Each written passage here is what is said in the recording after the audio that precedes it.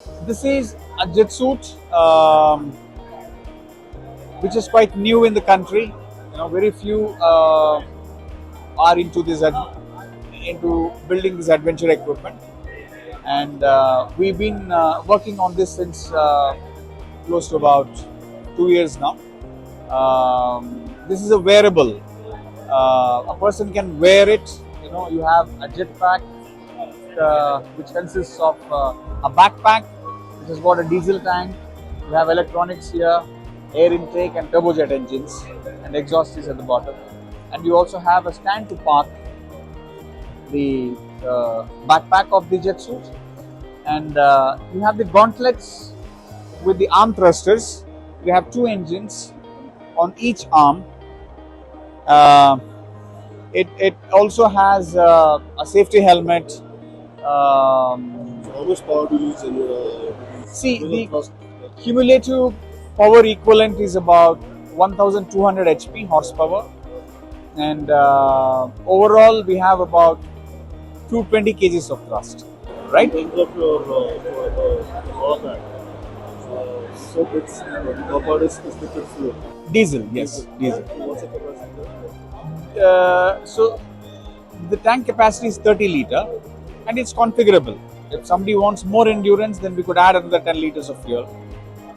And if the choice is less endurance, then we could axe about another 10 liters of fuel. Does the performance of this particular suit vary as per terrain?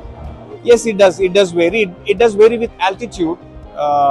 Very significantly, it varies with altitude, and yes, of course, some bit with the temperature variations also. Now, are we talking about the footwear, basically the thrusters? Yes, yes. Kind of in an incline. No, when it takes off, when it takes off, this inclines opposite. Exactly opposite the way it is now. Why? Because when it gets lifted, it kind of moves away, and then this is the flying position. The thrusters would jettison the exhaust gases away from the legs and the feet, right? So and in case if exhaust gases happen to touch the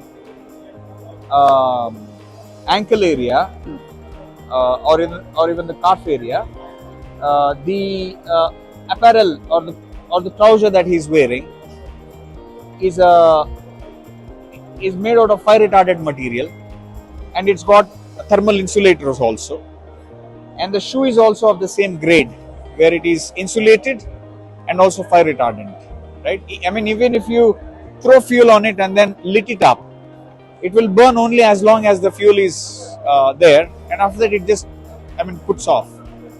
Yeah. In terms of serviceable limit, as in how high or how fast it is. See, engines. In this, the constraint is the altitude at which the engines start. So turbojet engines does not start at every altitude. So in this case, the engines can start at 3000 meter altitude and then go till 5000 meter altitude. But one is not supposed to take off at 3000 and then fly another 2000 meters. That's not the intent, because safety is paramount. These machines are not yet fully evolved. It is still treated as little adventurous equipment.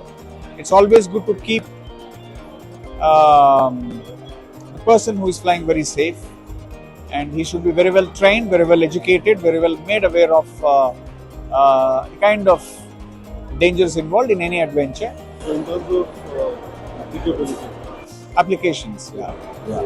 what kind of applications can this suit? All right.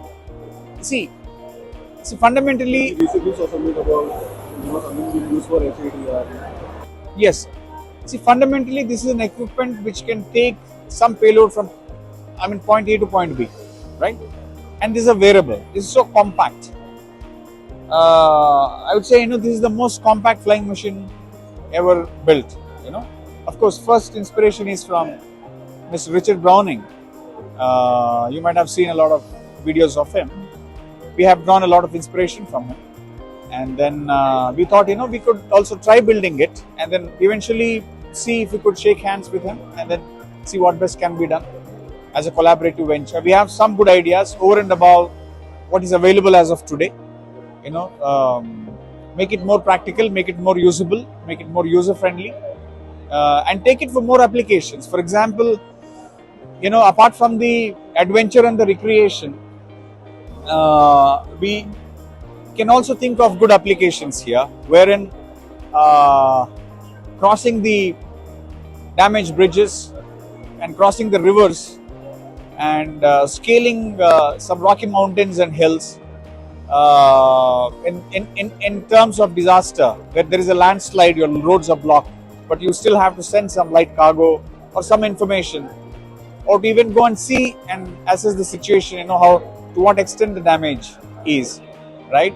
So somebody can go and then see, this is what it is, and then he can even get some pictures of it and then come down. And it's up to the users to find applications, and then we could tailor the equipment to suit the applications. Yeah. What about, have you pitched it to the armed forces? We have not pitched it to the armed forces, but there was an RFP, request for proposal from Army, to which we have responded, and demonstrations are due, coming next week, in the coming week, and we are planning to go and demonstrate to them. If we qualify, if we tick all their boxes of the requirements, then we may have an opportunity to supply the jet suits to them, and we are excited about it. If you do pick the boxes, how soon can you get this into production? Or how soon? See, we are ready. We have the technology ready. We have the entire supply chain already set up. We service the engines, we assemble the engines. Some of the parts of the engines we are manufacturing here.